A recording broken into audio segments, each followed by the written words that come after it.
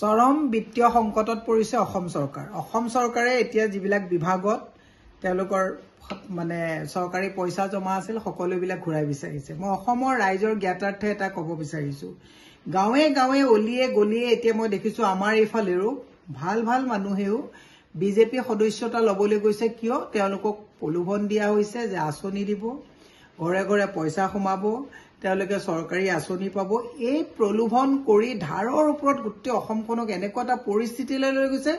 আৰু মানুহেও আমাৰ মই বিশেষকৈ মাতৃ সমাজৰ কথাই কৈছো, মাতৃ সমাজেও এই যে ধাৰ হৈছে গোটেই কক বকাই থাকিবলগীয়া এটা অৱস্থা হৈছে। অসমখন যে আজি তাৰিখত শ্ৰীলংকাৰ নিচিনা এটা অৱস্থালৈ গুচি যাবলগীয়া অৱস্থা হৈছে, এই কথাটো অসমৰ মাতৃ সমাজেও বোধগম্য হোৱা নাই। আজি তাৰিখত বিজেপি যিটো মেম্বাৰশ্বিপ হৈছে, মেম্বাৰশ্বিপটোত বিজেপিক বেয়া পোৱা মানুহেও মেম্বাৰশ্বিপ লৈছে। কাৰণটো কি? কিবা পাব, কিবা পোৱাৰ যিটো প্ৰলোভন। মই মুখ্যমন্ত্ৰী হিমন্ত বিশ্ব শৰ্মাক কৈছো যে স্বাধীনতাৰ পিছত ইমান ধৰুৱা মুখ্যমন্ত্ৰী, অসমৰ ৰাইজক ইমান ধাৰত পুত খোৱা মুখ্যমন্ত্ৰী মই কিন্তু পঢ়িবলৈও পোৱা নাই, শুনিবলৈও পোৱা নাই, দেখাও নাই। ব্যৰ্থ হৈছে। ইয়াৰ পৰা হাৰিয়ানাত গৈ আপুনি কৈছে 500 টকাত গেছৰ চিলিণ্ডাৰ দিব, ইমান মিছা।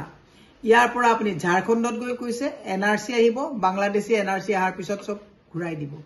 ইমান বাকি ফাকি মিছা প্ৰলোভনেৰে সময় নষ্ট কৰি অসমৰ ৰাইজক যে একদম বিত্তীয় সংকট অৱস্থা এটালৈকে।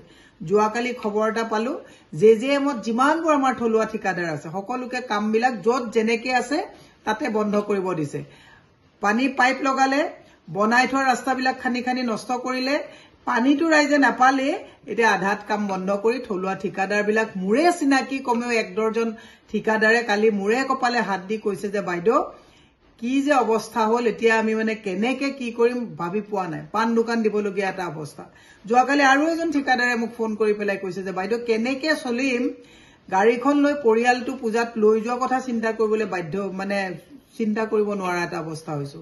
মোৰ মাতৃ সমাজলৈ বিনম্ৰভাৱে অনুৰোধ, ফ্ৰী খোৱাৰ যিটো প্ৰৱণতাত অসম চৰকাৰে ধাৰৰ ওপৰত ধাৰ লৈ গোটেই অসমখনক আজি বিত্তীয় সংকটৰ অৱস্থা এটালৈ লৈ গ'ল, অত্যন্ত দুৰ্ভাগ্যজনক কথা। সেয়ে মই মুখ্যমন্ত্ৰী হিমন্ত বিশ্ব শৰ্মাক কৈছো, হাল এৰি শিয়াল বহুত খেদিলে, ৰাজধৰ্ম পালন কৰক। অসমৰ মানুহক আৰু ধাৰত যাতে পুত খুৱাই থৈ নাযায় তাৰ কাৰণে আহ্বান জনাইছো। থলুৱা ঠিকাদাৰক পইচা যিখিনি পাবলগীয়া আছে আদায় দিয়ক। এফালে ৰাস্তা গেছৰ নামত খান্দিছে, এফালে আপোনালোকে পানী পাইপৰ নামত খান্দিছে, পানীও নাই গেছো নাই, কিন্তু আপোনালোকে খান্দি খুন্দি আপোনালোকে এই ঠিকাদাৰৰ মানে ক'বাত 2-4 ঠিকাদাৰক লাভৱান্বিত কৰিবৰ কাৰণে অসমখন ধাৰুৱা কৰিছে। দুৰ্ভাগ্যজনক কথা। সেয়ে মই অসমৰ মাতৃ সমাজক হাতজোৰ কৰি অনুৰোধ জনাইছো, ধাৰত ফ্ৰী ল'বলৈ গৈ যুৱ প্ৰজন্মক যাতে আপোনালোকে এটা ধৰুৱা অৱস্থাত আত্মঘাতী কৰিবলগীয়া অৱস্থালৈ লৈ নাযায় তাৰ কাৰণে আহ্বান জনাইছো।